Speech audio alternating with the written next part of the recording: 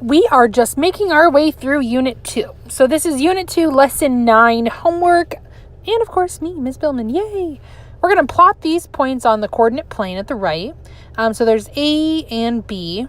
So when I have A is 1, 6. Remember, we go the X first. That is horizontal. The Y, vertical, is second. So I go over 1 and up 6, and I will label it.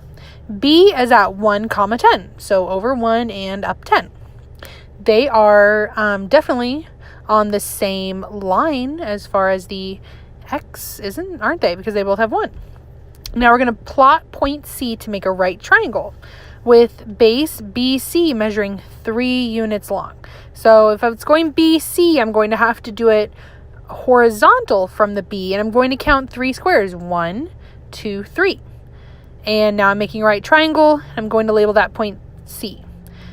And I could do a 90-degree angle. So from B to C is 3 units. So we know that. So what ordered pair locates point C? So C was over 4 and up 10. It shares a Y with B. Draw line segments to form the triangle, as we just did.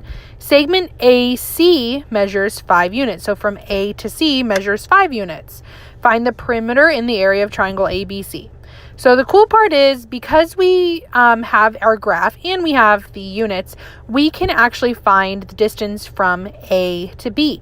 From A, it was 1 over 1 up 7, and B was over 1 up 10. So to go from either 10 to 6 or 6, I know I said 7, make sure it's actually 6. From 6 to 10 or 10 to 6, it is 4 units. So they already told me that A to C was 5, so I would count that up. 3 plus 4 plus 5, that equals 12 units.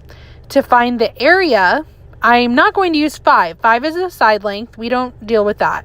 But we do have 4 multiplied by 3 divided by 2, which is 12 divided by 2, and that's 6 units squared. And because we don't know, does each unit, is it a yard, is it an inch, is it a centimeter, so we just write units squared. Plot these ordered pairs. So D is 2, 2, so over 2 up 2. E is 5, 6, over 5 up 6. And F is 11, 6. So I'm going to go over to the 11 and I'm going to go up 6. Notice it's on the same number, 6, as E. So E and F are on the same. Now they want me to plot point, I just combined those. Plot point G. So it's a polygon, which is going to be like a tilted rectangle or tilted quadrilateral. So now I'm going to plot point G. So the polygon DEFG is a parallelogram, right? So I have this tilted rectangle, and I'm going to label it. It's on the same line as D because I want the sides to be congruent, and I also want them to be parallel. So it's at 8, 2, again sharing that Y number with the plotted point D. So I know from D to E and F to G is 5 units, and across I count 6. So 6 plus 5 plus 6 plus 5 is 10 plus 12, which is 22, because in number 4 they told me the segment DE is 5. So I already had that information. So I can just label it. Now I can do my height. So from the base to the height, so from E all the way down is 1, 2, 3, 4. 4 units. Remember, it's not the same as my side lengths. So my height is 4. My base is 6. 6 multiplied by 4 is 24 units squared. A tile installer is planning how many blue and white tiles are needed to tile a floor. Each tile is 6 inches high and 4 inches wide. Every other tile will be blue. So blue and white. Each unit on the grid represents 1 inch. The bottom left corner of the first blue tile is at 0, 0. How many blue tiles will there be in a section 24 inches long and 24 inches wide? So I'm going to go back to those measurements to make sure. It's 6 inches high, so that's 6 6 squares high and 4 inches wide. So over 4, 1, 2, 3, 4. So I can make a tile right there. And I know that I can start labeling them with the color because it told me that will be blue. So my next one's still the same way. Over 4, up 6. And this time I'm going to connect it. It'll be white. And I'm going to do it again. So I went from 1, now we have another 1, and it goes 4, 8, 12, and up 6. So now I can have another row. 1, 2, 3, 4, 5, 6, and they're 4 units wide, and this one will be white because it's a pattern. And then the next one, I'm going to draw straight up. This one will be blue, and my next one, still the same dimensions, will be white.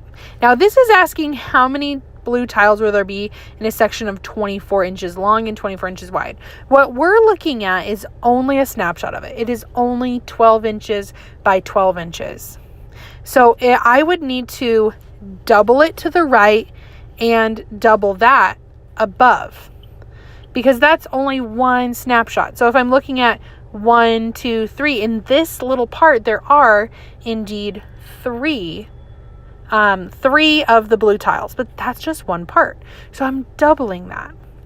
So if I were to go to something that's 24 by 24, and in fact, I could draw this on here, right? So I would have 3, 6, 9, and 12. There'd be 12 blue tiles, because my little part that I had that I drew, I would make a copy of it to the right. And then I'd make a copy of that, those two above. So across it'd be 6 blue tiles, and I would have another layer on top of that, and 6 plus 6 is 12, or 6 multiplied by 2. I also know that these little quadrants that I made, for 1, it had 3, and I'm going to have 4 of them. 1, 2, 3, 4. So 3 multiplied by 4 is 12. Some different ways to look at it and different ways to solve that problem. And you see here I'm kind of filling it in as if they were there. These are clearly not to scale, but this is what they would look like. So there's another blue one. There would be blue, white, blue, and then I would do it all on top as well. And I would count it in there. Number 6, an archaeologist roped off a rectangular excavation site that is located on the coordinate grid.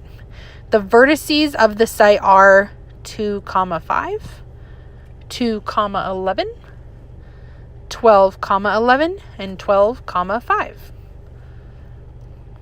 So I'm going to super quickly just draw this out as if, maybe this is kind of what it would look like. So that first one I go over 2 up 5. The second one I go over 2 up 11. That third one I go over 12 up 11. And then over 12 up 5. So this is kind of where they are, and I'm labeling them. So I'm going to connect them, and it's asking if the units are in meters, what is the area? So to find my side length, I'm going to subtract my numbers for my y. Or I could think 5 plus what equaled 11. How did I get to the 11? It's 6. Now for my my x, to go from 2 to 12, I had to go 10. So 10 multiplied by 6 is 60.